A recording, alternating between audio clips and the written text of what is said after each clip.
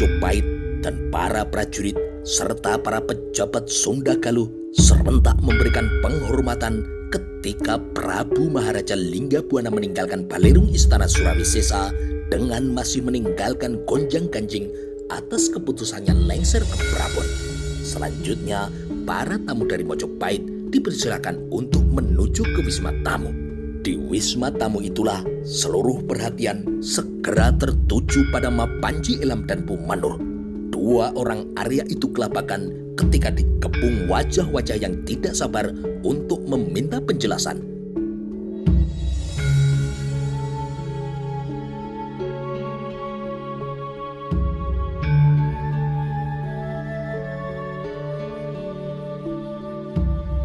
Apa arti semua ini? Tanya Laksamana Nala. Wajah Mapanji Elam kini pucat karena Laksamana Nala tidak sekedar bertanya, namun jari telunjuknya kini menyentuh tepat di tengah dadanya. Sang Arya Wangsa Prana Pumenur juga sama gelisahnya. Kau harus menjelaskan, ada apa di balik ini semua? Tanya Laksamana Nala. Mapanji Elam kini berusaha untuk menguasai dirinya.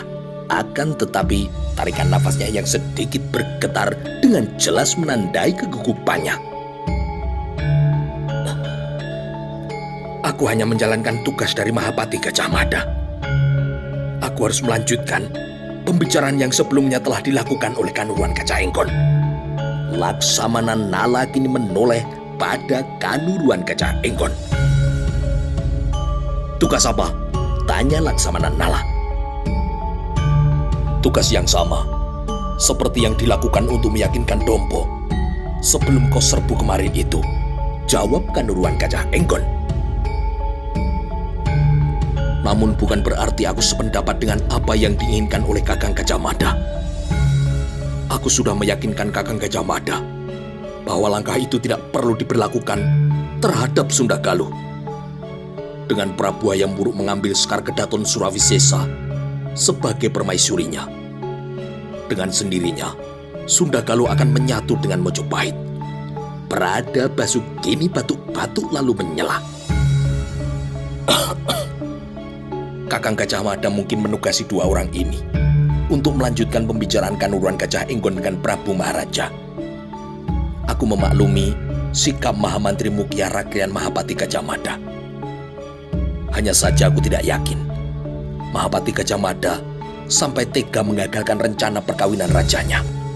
Ucapan Prada Basu itu mengagetkan Laksamana Nala. Sontak ia menoleh dan memperhatikan wajah orang yang belum dikenalnya itu. Kanuruan Gajah Enggon pun kini terkejut mendengar pendapat yang benar-benar tidak terduga itu.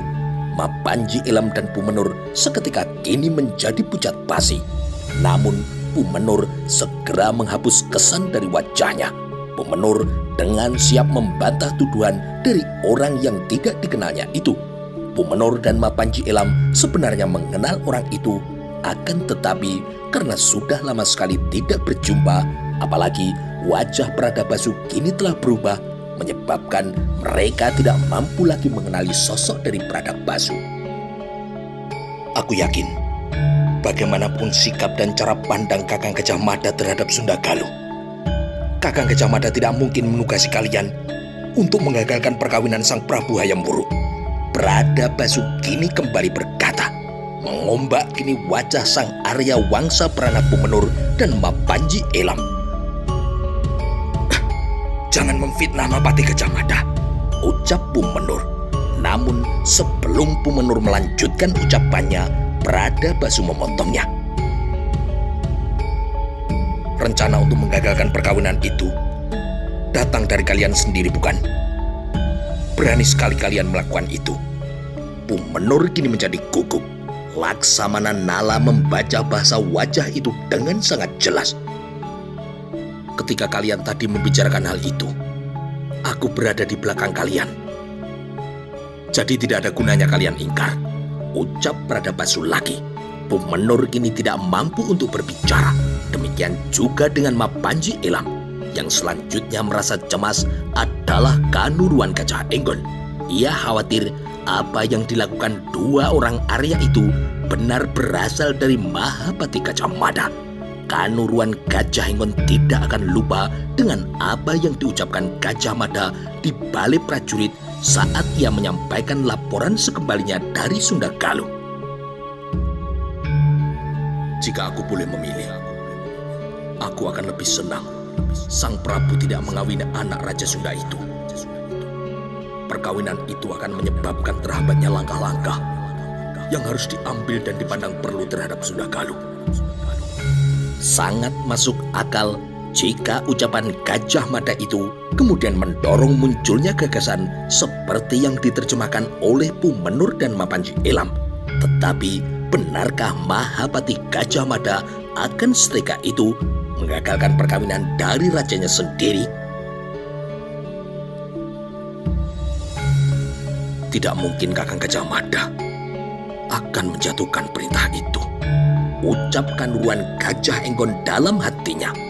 Apa yang terungkap itu dengan telak telah menumbuhkan keprihatinan di hati Brahmana Semaranata dan Dharma Diaksa Kasogatan Dang Acaryana Tindra.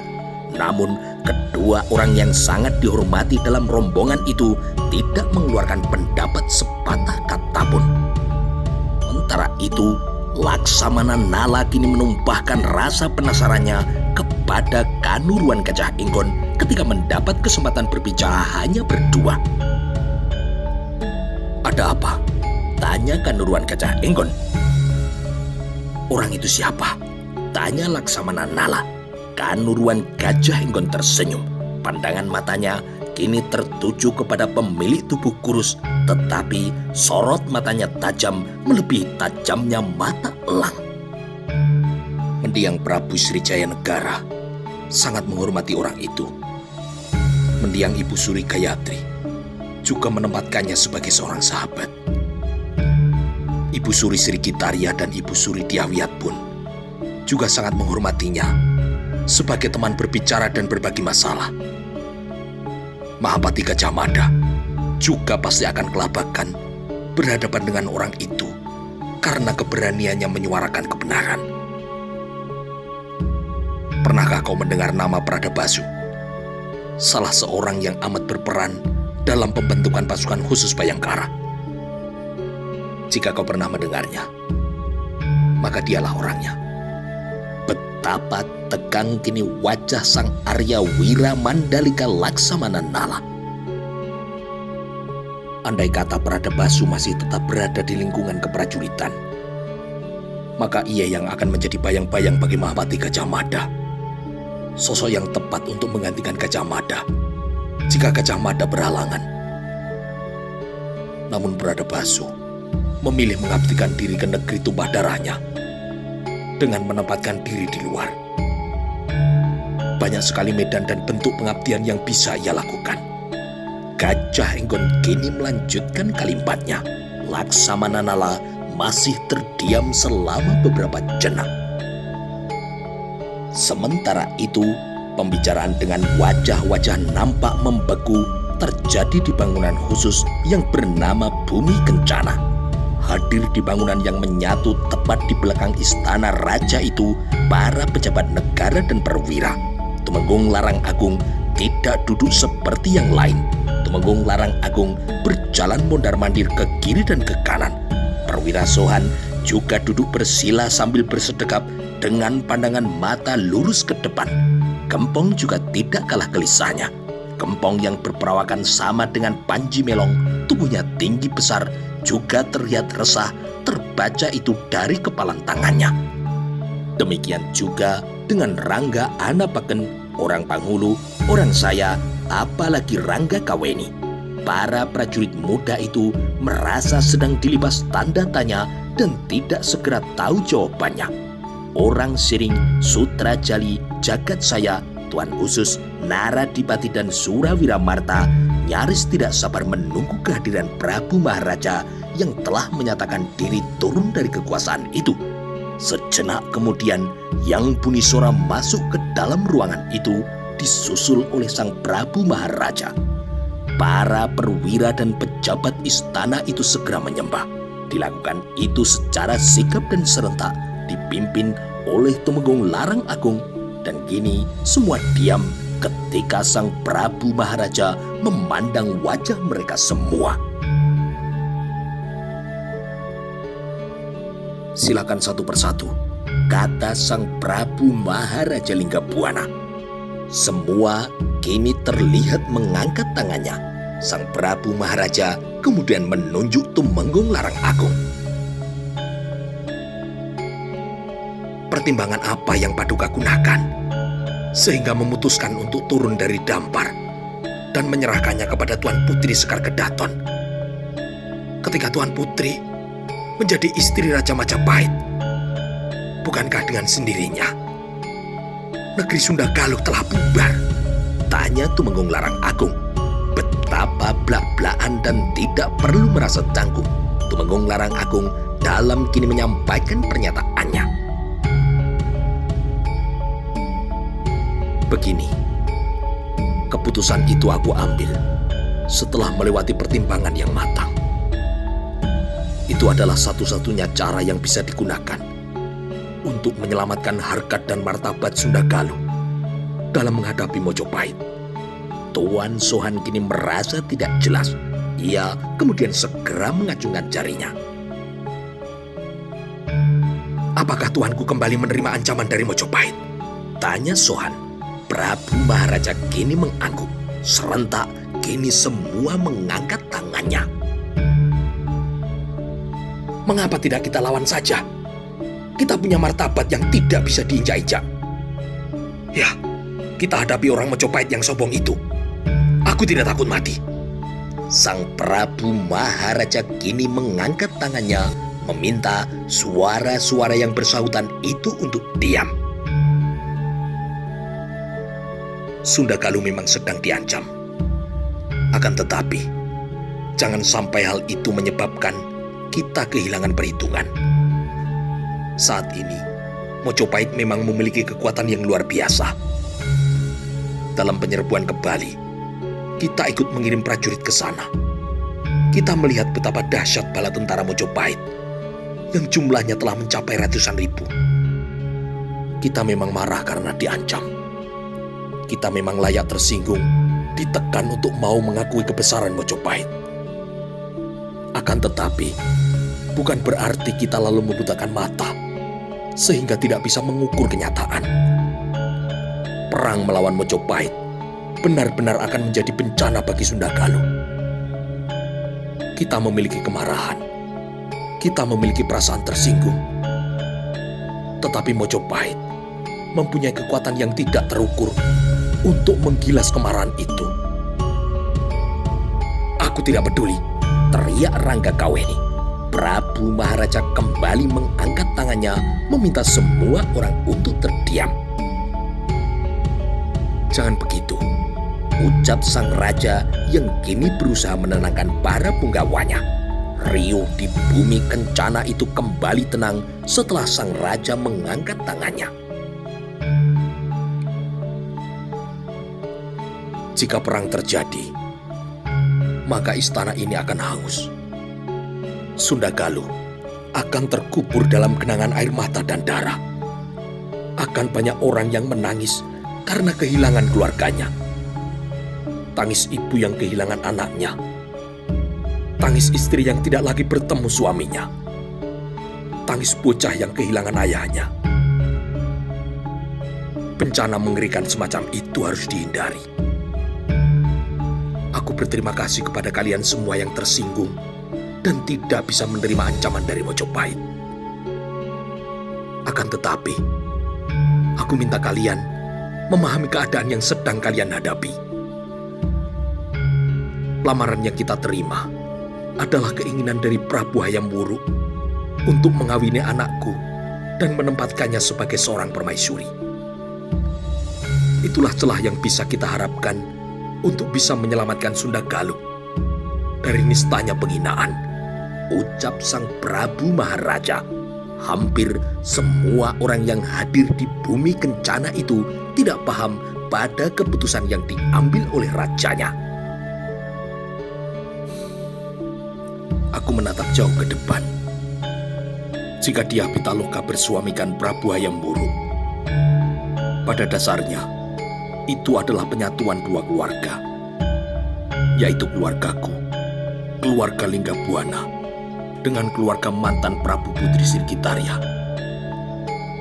Pemahaman yang demikian berlaku pula bagi kalian. Jika terjadi perkawinan antara seorang laki-laki dan perempuan, pada dasarnya, itu adalah merupakan penyatuan dua keluarga. Pihak mempelai pria dan juga pihak mempelai wanita. Aku adalah Raja Sunda Galuh, dan besanku adalah mantan Prabu Putri Mojopahit. Perkawinan antara anakku dengan Prabu Hayam Wuruk juga memiliki semangat yang sama, yaitu penyatuan dua negara, Sunda Galuh dan Mojopahit. Tidak ada seorang pun yang tidak menyimak apa yang disampaikan oleh Prabu Maharaja. Semua menunggu Prabu Maharaja Linggabuana menyelesaikan kalimatnya. Sang Prabu Maharaja Linggabuana menyempatkan menarik nafas sebelum ia melanjutkan kata-katanya. Perkawinan Hayam Wuruk dengan Dyah Pitaloka adalah celah yang bisa kita gunakan untuk menyelamatkan Sunda Galuh. Dengan menempatkan Dyah Pitaloka sebagai Raja Sunda, maka derajat temanten telah seimbang. Jika Gajah Mada atau siapapun berniat memaksakan keinginannya, ia tidak akan berhadapan denganku, tetapi ia akan berhadapan dengan Dyah Pitaloka. Berhadapan dengan Dyah Pitaloka nantinya akan berhadapan dengan Prabu Hayam Wuruk. Dengan meleburnya Sunda dan Jawa, tidakkah kalian semua melihat nantinya yang akan menjadi raja adalah cucuku, anak Dyah Pitaloka dari Sunda Galuh, yang nantinya akan memimpin Majapahit di Jawa. Siapa orang Sunda Galuh yang tidak ikhlas negerinya diperintah oleh keturunan Pitaloka? Para perwira prajurit dan pejabat istana yang hadir di bumi kencana kemudian saling memandang. Kini mereka merasa bisa memahami keputusan yang diambil oleh Prabu Maharaja Linggabuana. Rangga Kaweni kini mengangkat tangannya. Bagaimana dengan putra mahkota Pangeran Pati, Niskala Wastu Kencana? Tanya Rangga Kaweni. Tarikan napas yang amat panjang kini dilakukan oleh Prabu Maharaja Linggabuana.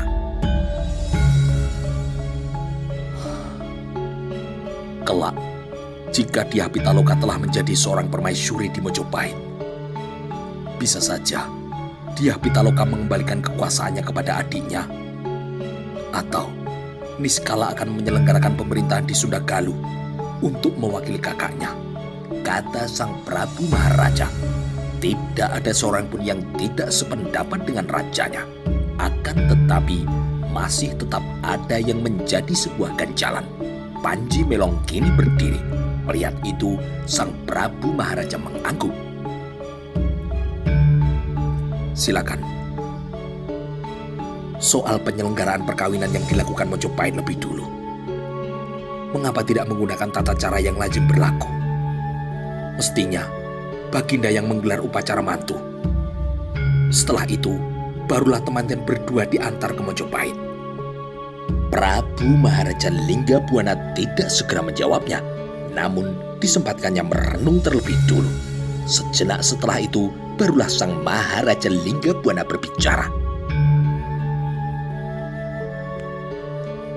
Aku tidak akan berburuk sangka kepada besanku, kecuali jika aku berhadapan dengan Mahapati Gajah Mada. Ibu Suri Tribuana Tunggadewi berencana menyelenggarakan pesta perkawinan yang disebut-sebut sebagai pesta terbesar sepanjang sejarah itu. Pasti dilandasi niat ingin mengantarkan anaknya memasuki pintu gerbang rumah tangganya. Aku tidak perlu merasa tersinggung karena acara itu digelar terlebih dulu di Mojopahit. Mojopahit yang telah mempersiapkannya lebih dulu. Jika kita memaksakan diri, pesta perkawinan harus diselenggarakan di Sunda Galuh terlebih dulu. Maka hal itu bisa menggagalkan rencana perkawinan itu. Aku tidak keberatan pesta diselenggarakan di Mojopahit terlebih dulu. Panji Melong kini kembali mengangkat tangannya. Apakah itu berarti kita akan berangkat ke Mojopahit bersama-sama dengan rombongan para tamu itu? Tanya Panji Melong. Maharaja Linggabuana mengunyah pertanyaan itu lalu mengembalikannya dalam wujud pertanyaan pula. Bagaimana menurut kalian? Sutrajali kini berdiri. Apa pendapatmu, Sutrajali? Tanya sang Maharaja. Hamba tuanku, menurut hamba, kita tidak perlu berangkat ke Mojopahit bersama dengan para tamu itu.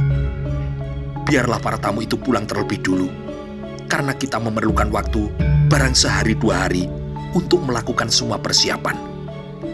Tentu akan ada banyak yang akan kita bawa ke Mojopahit sebagai balasan atas seserahan yang mereka bawa ke Sunda. Suasana kini menjadi terasa hening. Aku setuju, kata Rangga Kaweni. Aku juga, tambah orang saya. Benar Baginda, ucap orang Siring. Hamba berpendapat sama dengan Sutrajali.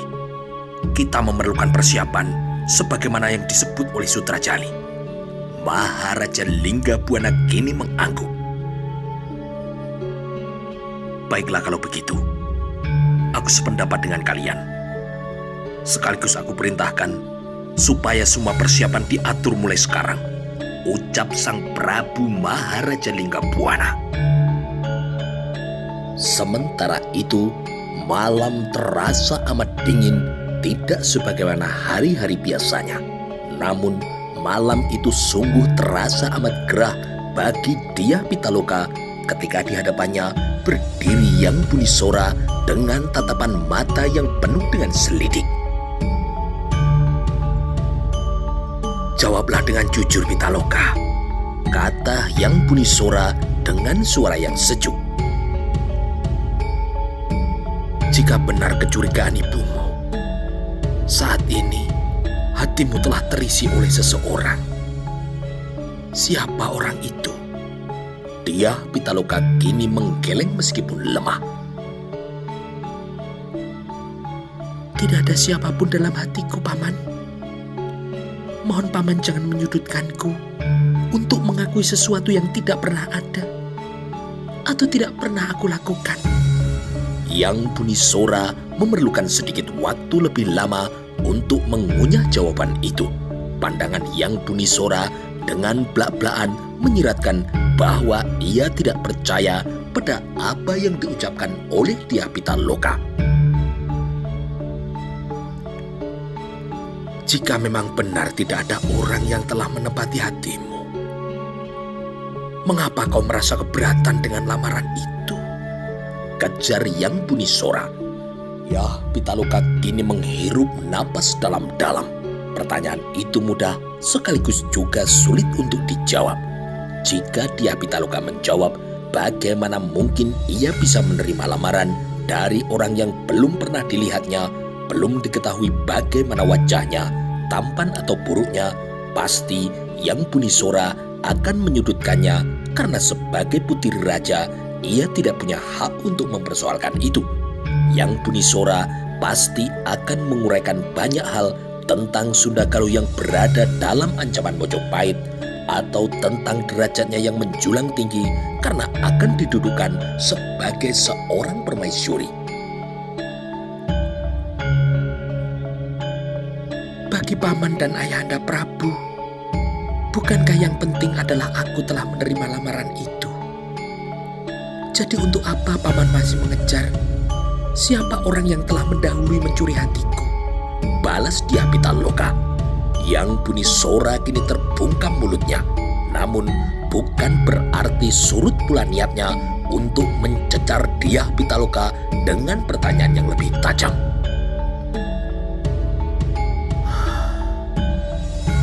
Jadi benar apa yang dikatakan oleh Ihaini Rasari. Pasti pelukis itu bukan? Kejar Yang Bunisora. Dyah Pitaloka yang menunduk kemudian menengadah. dan agak lama Dyah Pitaloka memandang wajah pamannya dengan tatapan mata yang tajam dan berbau sinis.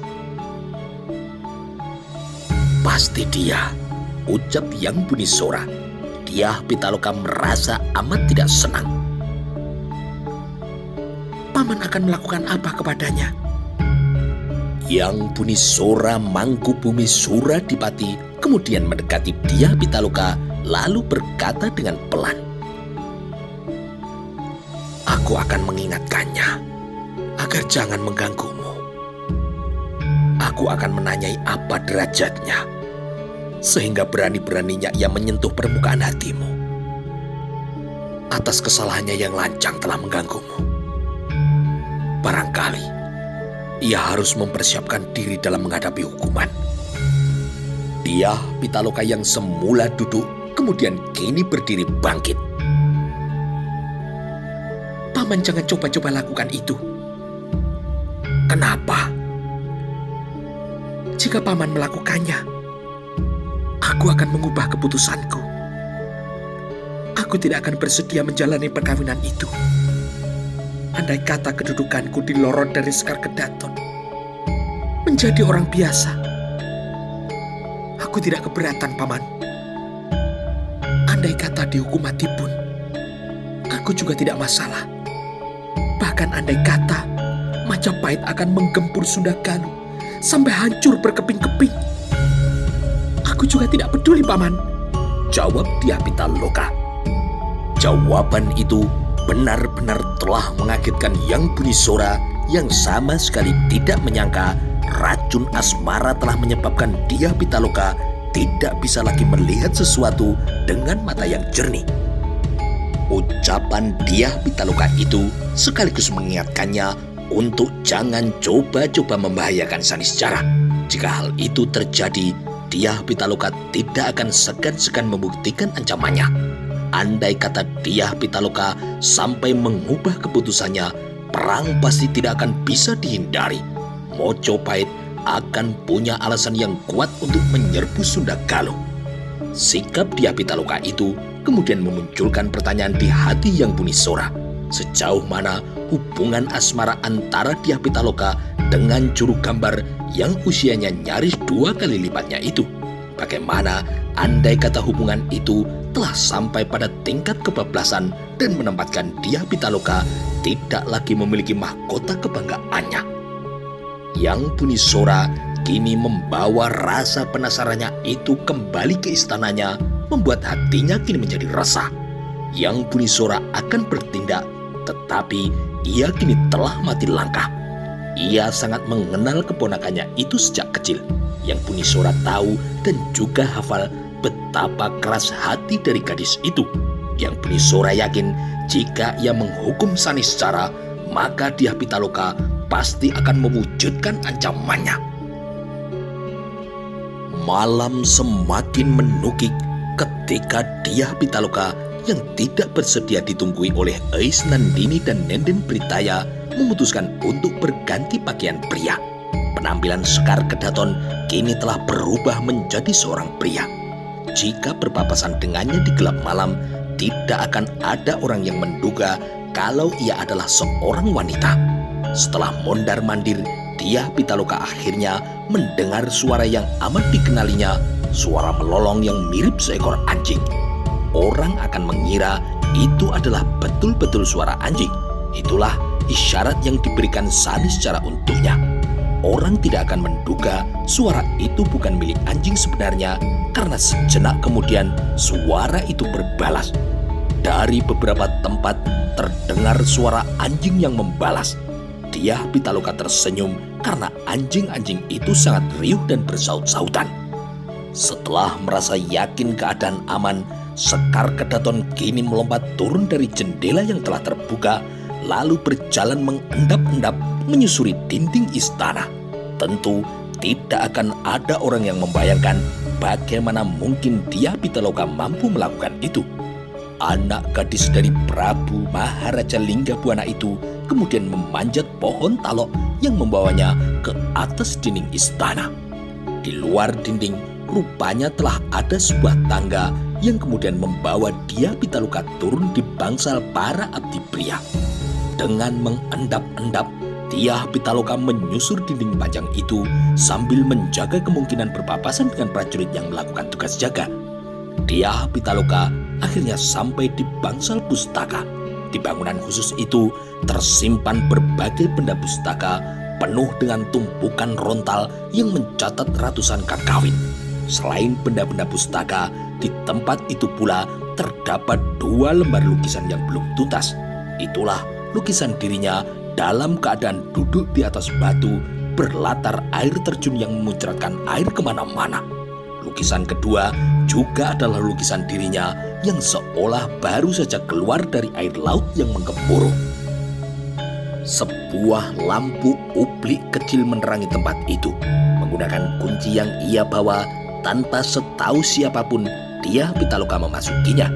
Dyah Pitaloka kemudian duduk di sebuah kursi sambil menenangkan dirinya.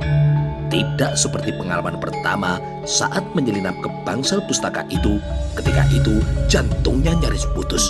Untuk selanjutnya, Sekar Kedaton mampu menyelinap ke bangsal itu dengan lebih tenang. Andai kata ada prajurit yang memergokinya, Dyah Pitaloka siap berkilah sedang membaca kakawin atau sedang ingin menyendiri di tempat itu. Tidak berapa lama setelah itu, orang yang diharapkan akan datang menemuinya kini juga telah menyusul. "Kakang." Dyah Pitaloka kini menghambur kepada lelaki yang datang menyusulnya. Tidak ada yang perlu dibicarakan. Dyah Pitaloka kini membagikan sesak yang tidak tertahankan itu kepada lelaki di depannya. "Aku sudah mendengar semuanya," bisik Saniscara. "Aku harus bagaimana, Kakang?" tanya Dyah Pitaloka dengan suara yang parau. Saniscara tidak segera menjawab pertanyaan itu. Lelaki tampan berambut panjang itu memperhatikan bintang-bintang yang berterbaran, juga tanah lapang yang luas dari balik jendela yang sedikit terbuka. "Aku mencintaimu, Kakang. Menghadapi keadaan yang tidak bisa kuhindari ini, aku harus melakukan apa?" Saniscara menyentuh pundak gadis itu dan mengalami kesulitan yang luar biasa dalam berbicara. "Bagaimana kalau kau bunuh saja aku, Kakang?" tanya gadis itu. Saniscara memberanikan diri, tidak sekedar menyentuh pundak gadis itu. Saniscara kini meraih dan memeluknya. Dyah Pitaloka berusaha untuk menguasai diri, tetapi tetap saja pundaknya kini mengombak. Menghadapi hari-hari yang makin dekat, bahkan secara nyata tinggal separuh bulan lagi, ia akan menjadi istri orang yang tidak dicintainya, benar-benar telah membuatnya ketakutan. Andai kata suami yang tersedia di depan mata adalah Saniscara, lelaki yang memang dicintainya, menyeberangi lautan api pun juga tidak masalah baginya. "Jangan berbicara seperti itu, Citra," bisik Saniscara. Dyah Pitaloka kini memandang kekasihnya dengan tatapan mata yang tidak jelas karena ada genangan air di kelopak matanya. "Aku harus bagaimana, Kakang?" Dyah Pitaloka menangis sesengukan di pelukan lelaki yang sangat ia cintai itu. Risang Saniscara Patribura membiarkan hal itu terjadi sampai akhirnya tangis yang ditahan agar tidak terdengar keras itu mereda. "Dengar, Citra, aku bangga denganmu. Aku merasa bangga karena telah memperoleh kesempatan kau cintai dan juga mendapatkan kenyataan cintaku kepadamu. Tidak bertepuk sebelah tangan. Namun kini telah tiba saatnya untuk bangun dari mimpi-mimpi yang semu, lalu kembali berpijak pada kenyataan. Aku minta, jalanilah hidupmu dengan bahagia. Aku akan menjadi hantu yang melindungimu. Aku tidak mungkin bisa menjadi suamimu. Aku tidak memiliki syarat-syarat untuk menjadi suami seorang Sekar Kedaton sebuah negeri. Aku bukan seorang raja. Aku hanya berasal dari kasta yang terendah. dari semua derajat kasta yang ada. Dyah Pitaloka kini merasa lehernya bagai tercekik. Tidak, Kakang. Aku ingin hidup bersama denganmu. Bawa aku pergi jauh, Kakang. Bawa aku ke tempat yang di sana tidak ada orang yang mengenal kita. Suasana hening kini menyelinap di bangsal pustaka itu ketika Saniscara memberi ruang kepada kekasihnya untuk menenangkan diri. Tidak boleh, Citra. Sundagaluh akan berada dalam bayang-bayang perang di Serbu Mojopahit. Jika kau menghindari perkawinan yang telah disepakati bersama itu. Pandangan Dyah Pitaloka jatuh ke titik pusat cahaya lampu ublik. Semula titik api itu kelihatan jelas. Namun seiring dengan kelopak matanya yang kembali menggenang, titik api itu menjadi tidak jelas. Dyah Pitaloka kini mencoba mengusap-usap matanya. Sebuah gagasan mendadak meletik dari benak Sekar Kedaton. Dyah Pitaloka kini mendekati Saniscara dengan sikap dan tindakan yang segera menumbuhkan tanda tanya. Saniscara kini mencuatkan alisnya. Saniscara bahkan kini melangkah agak mundur. Namun Saniscara tidak bisa lagi melangkah mundur karena di belakangnya terdapat sebuah dinding. Apa yang kau lakukan, Citra? Tanya Saniscara dalam bisikan.